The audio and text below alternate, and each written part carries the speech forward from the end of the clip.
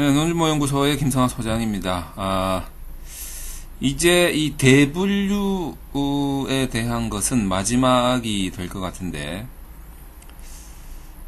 요 두 개를 보려고 합니다. 이 분류와 기타 요 두 개를 좀 같이 보려고 하는 거죠. 우선 이제 요 두 개 합쳐봐야 한 20% 정도 되나? 뭐, 그 정도 될 것 같은데, 요 분류 쪽이 사실상은 기타에 제가 이렇게 설명하고 있는 기법들을 대부분 좀 분류 쪽으로 속하게 만들어도 가능할 것 같은 그런 생각입니다. 하나씩 한번, 뭐 하나씩이라기보다는 뭐 전체적으로 한번 살펴보도록 하겠습니다. 우선 이제 분류를 한다는 것은 여러 가지가 의미가 있어요. 여러 가지 의미가 있는데, 첫 번째는 그냥 밑도 끝도 없이 그냥 분류하는 거예요. 그냥 밑도 끝도 없어요. 여기에 해당되는 것들이 어떤 거냐면 이제 그냥 군집 분석 같은 것들, 이런 거죠. 군집 분석. 그냥 분류하는 거죠. 그 다음에 밑도 끝도 없이 분류하는 게 아니고, 사실 이거는 말이 그렇다는 거지 나름대로 연구의 목적이 있죠. 자, 그 다음에 뭔가를 개발하기 위해서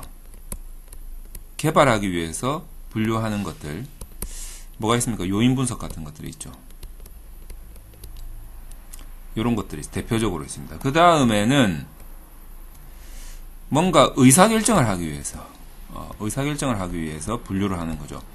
이 의사결정을 하기 위해서 분류하는 거는 이제 우선순위로 이렇게 조금 분류를 하는 목적이 있어요. 뭐 대표적인 것들이 뭐 AHP 분석 같은 것들, AHP 분석 같은 것들, 뭐 이런 거죠. 이게 뭡니까? Analysis of Hierarchical, 뭐 P가 뭐지?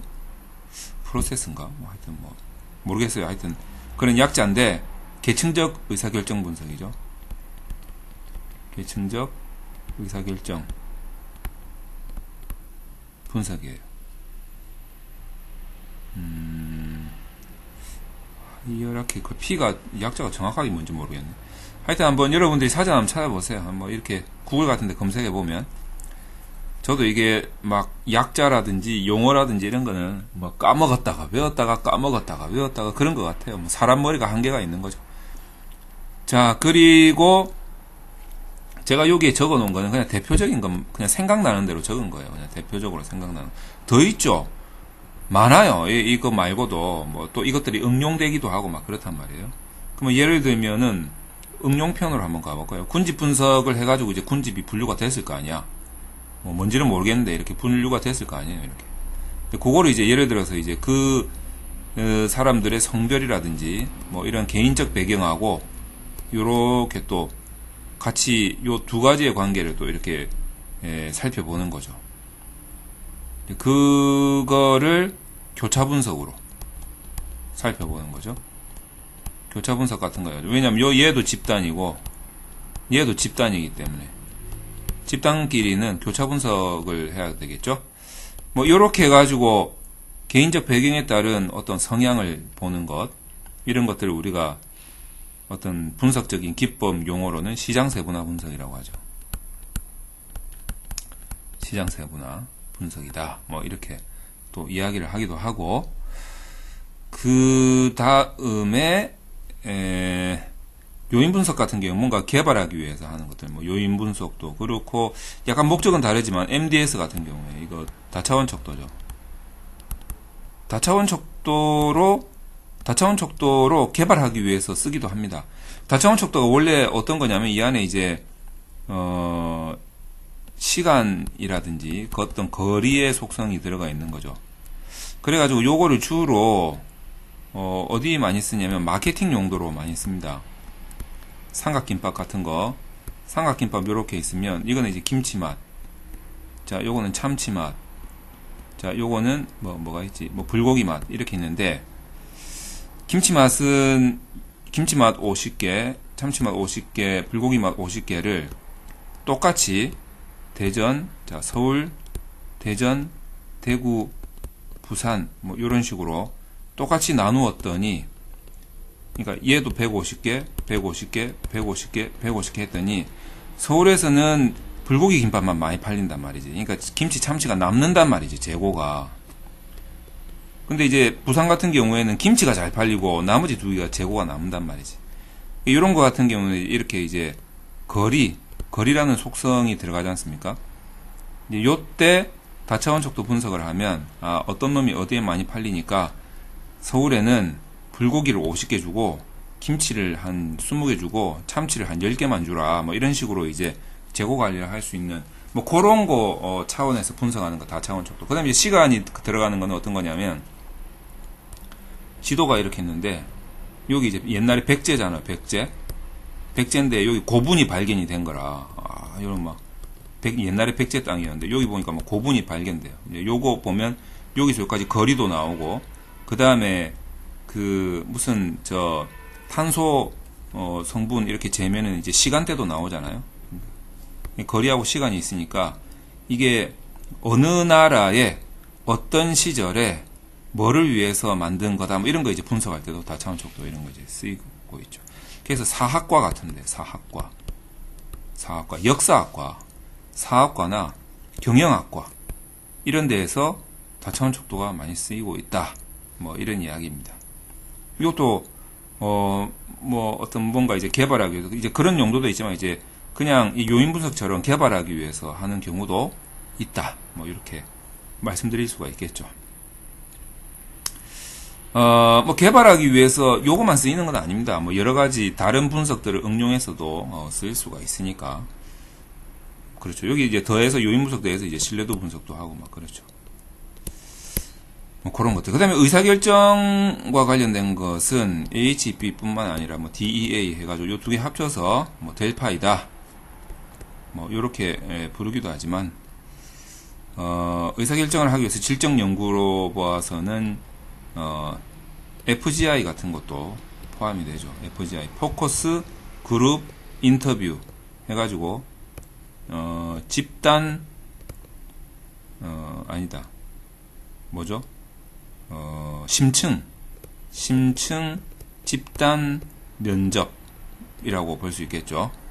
해가지고 의사결정하는데 또 써먹기도 하고 그렇습니다. 그 다음에 이제 또 분류를 하기 위해서 의사결정? 그렇죠. 의사결정을 위해서 또 쓰는 게 IPA 분석 같은 거. 이렇게 4분면으로 나눠가지고 중요도가 높은데 만족도가 떨어지는 뭐 요런 부분 찾아내는 거죠. 요런 부분은 어떤 거냐, 요런 부분은 어떤 거냐, 요런 부분은 어떤 거냐, 이런 거 이제 찾아내기 위해서 이거 의사결정 하려고 중요도는 높은데 만족 떨어지는 요런 부분에 대해서는 막 돈 같은 거, 인력 같은 거 막 투자해줘라, 지원해줘라, 이런 거 이제 의사결정하기 위해서죠. 그 다음에 이제 IPA 분석을 이제 원래는 이제 교육학과 쪽에서, 교육 쪽에서 좀 이렇게 업그레이드 시킨 게 있어요. 그게 뭐냐면 이제 보리치 요구도라는 거죠. 보리치 요구도. 자, 보리치 요구도만 하면 요런 그래프가 안 나온단 말이지. IPA 같은 그래프가. 그래서 여기에다가 요런 그래프를 그리기 위해서 로커스 포 포커스, 포커스 포 로커스인가, 하여튼 로커스 포 포커스인가 그래요. 요렇게 분석을 하면 이런 그래프가 나온단 말이지. 그럼 뭐 그 정도들이 있습니다. 자, 그 다음에 기타로, 이건 여기다 다 써봐요. 기타가 별로 없거든. 기타 뭐가 있을까요? 그렇죠. 뭐 이런 것들이 있지. 기타로 볼 수 있는 것들은 다음 페이지 써야겠네. 기타로 뭐 있는데 주로 논문에서는 잘 안 나와서 그렇죠. 어떤 거냐면 주로 이제 어떤 요것도 의사결정이네. 의사결정에 포함이 되네요. 굳이 분류를 하자면 뭐냐면 이제 의사결정은 의사결정인데 약간 어떤 의사결정, 인공지능 같은 뭐 그런 거, 인공지능에 써먹으려고 하여튼 요런 느낌이에요. 요런 느낌이 뭐냐면 딱 인공지능과 같은 느낌의 단어죠. 인공신경망. 요거하고 같이 쓰이는 게 의사결정 나무. 의사결정나무. 근데 인공신경망하고 의사결정나무는 왠지 느낌이, 제가 인공지능이라고 했잖아요. 그러다 보니까 인공지능을 하기 위해서는 주로 뭘 사용하냐면 빅데이터를 사용한단 말이죠. 빅데이터를 사용하는데, 여러분이 아셔야 될 게, 빅데이터라는 거는 전수까지는 아니지만 거의 전수에 가까운 데이터란 말이죠. 자, 이런 데이터의 특징이 뭐냐면, 여러분들 잘 보세요. 전수가 100명이 있어. 딱 100명만 있는 거라. 이 모집단이 100명밖에 없어. 딱 100명밖에 없는데, 이거 조사가 가능하단 말이지. 100명 다 전수 조사가 가능하단 말이지. 근데 이걸 굳이 10명을 샘플을 뽑아가지고 이걸 분석해서 결과가 나왔어요. 그럼 이 10명의 생각이 100명의 생각이다 라고 갖다 붙이기 위해서 뭘 하느냐, 추론 통계를 하고 거기서 이제 유의 확률 값을 뽑아가지고 신뢰 구간 정하고 몇 프로의 신뢰도를 가지고 오차 범위가 얼마니 막 이런 소리 하고 있는 거 아니에요? 이게 통계잖아. 그래서 우리가 뭐 가설을 검증하니 이런 이야기를 하는 거잖아요. 근데 100명을 다 조사할 수 있으면 그냥 최소값, 최대값, 평균, 표준 편차만 기술 통계만 딱 해버리면 끝 아니에요? 끝나버리는 거지.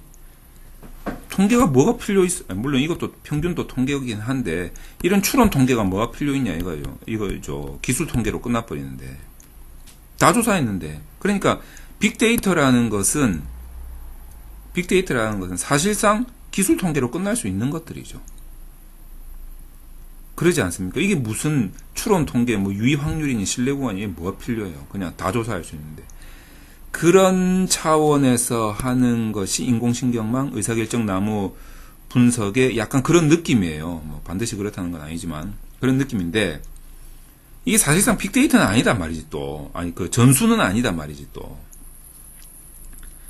그래서 이제 뭔가 얘네들 가지고는 좀 야하단 말이지. 약해요, 이거 가지고는. 그러니까 여기에 붙여가지고 약간 추론 통계를 하나 탁 넣어주는 거지. 그게 뭐냐면 로지스틱 회귀 분석이라는 거죠. 그래서 요 세 가지 분석은, 로지스틱, 의사결정나무, 인공신경망은 세트로 보는 경우가 많아요. 한 세트로 다 보는 거죠. 가설검증 이거 할 때 이거 하나를 다 해버리는 거지. 세 개를 하나의 가설검증하는데 이 세 개 분석을 다 해버리는 거예요. 약간 그런 느낌들이 좀 있다라는 거. 그 다음에 이제 기타에서는 요거 말고도 어떤 것들이 있냐면, 요즘에 이제 또 빅데이터니 이런 것들이 나오니까, 뭡니까? 텍스트나, 이미지, 이런 거, 동영상, 이런 거 분석하는 거. 갑자기 용어가 생각이 안 나지? 이런 거 가지고 분석하는 거, 그런 게 있습니다. 왜 갑자기 용어가 생각이 안 나죠? 치매인가? 하여튼, 이런 거 가지고, 분석하는 기법들이 또 있습니다. 현재까지는, 요런 거 가지고 분석을 하는 논문들이 이제 조금씩 나오기 시작하는데, 요런 것들도 여러분들이 관심을 가지고 한번 볼 필요가 있죠. 그래서 이제, 기타까지 한번 쭉 살펴봤고, 그 다음에 요걸로 이제 일단 대분류에 대한, 막은 내리도록 하겠습니다. 그리고, 그 다음에 이제 분석 하나하나, 또, 이렇게 설명을 쭉 드리면 참 좋은데, 이게 이제 굉장히 양이 많고, 굉장히 깊숙한 곳까지 들어갈 수 있는, 그러다 보면 여러분들이 따라오다가 지칠 것 같은 그런 느낌도 듭니다. 여러분들이 제가 마지막으로 이제 이 강좌 들으시는 분들한테 하나 말씀드리고자 한다면, 논문이라는 것이 있지 않습니까? 자, 논문이라는 것이 요렇게 있는데, 여러분들이 논문을 써가지고 인정을 받고 싶은 세계가 어느 세계냐? 여러분들 논문 써가지고 예를 들어서 정치하시는 정계의 인정을 받고 싶으세요?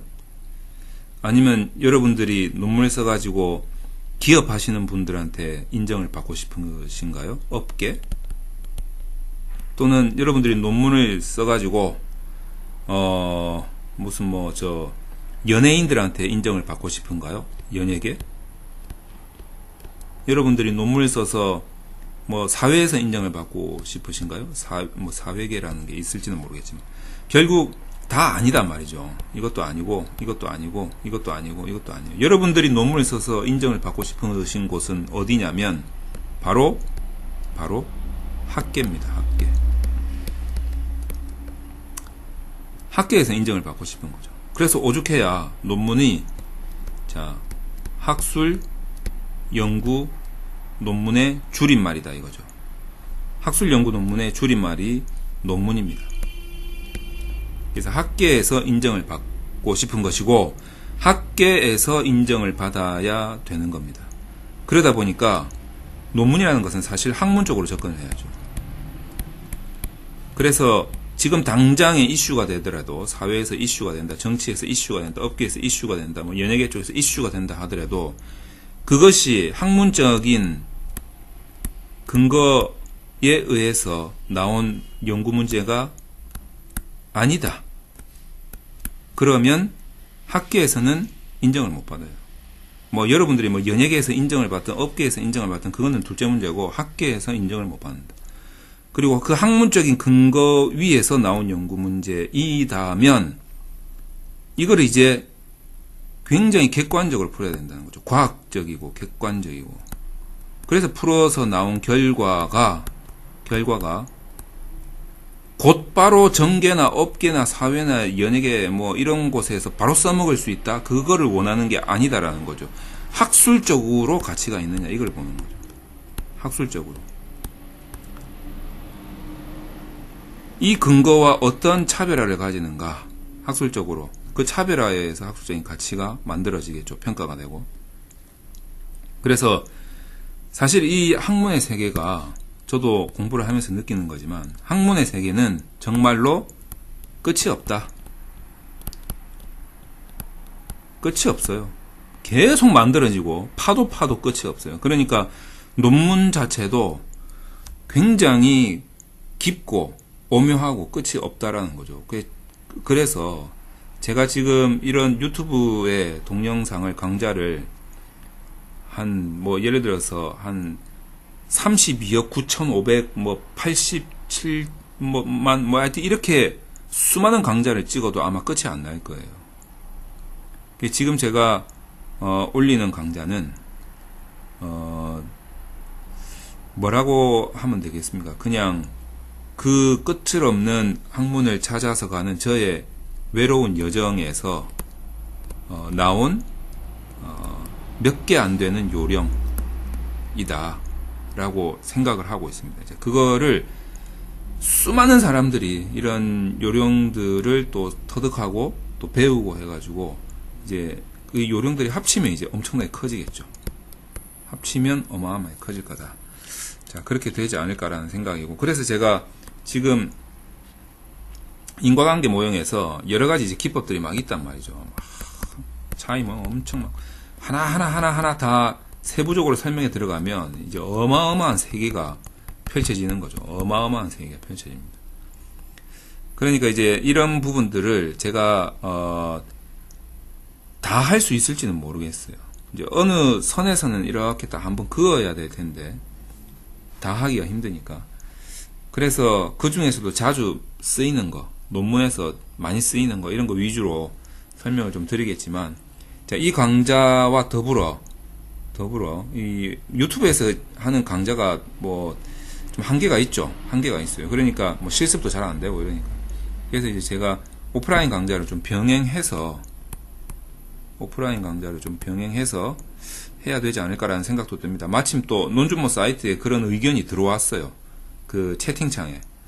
그래가지고 오프라인 강좌를 좀 병행하면서 하는 게 낫지 않을까. 물론 이제 지금은 개인적으로 다 데이터 들고 와가지고 본인의 데이터를 막 이런 것들을 막 섞어가지고 본인의 연구의 목적에 맞게 같이 푸는 거죠. 뭐 그런 것도 굉장히 도움이 되고 오프라인 강좌도 도움이 되고 이런 유튜브에서 온라인 강좌 이런 것들이 합쳐지는 거죠. 이제 합쳐져야 될 것 같아요. 이제 어떤 뭐 그런 부분에 대해서 좀 말씀을 마지막으로 좀 드리면서 우선 이제 대분류를 그렇게 마감을 하도록 하겠습니다.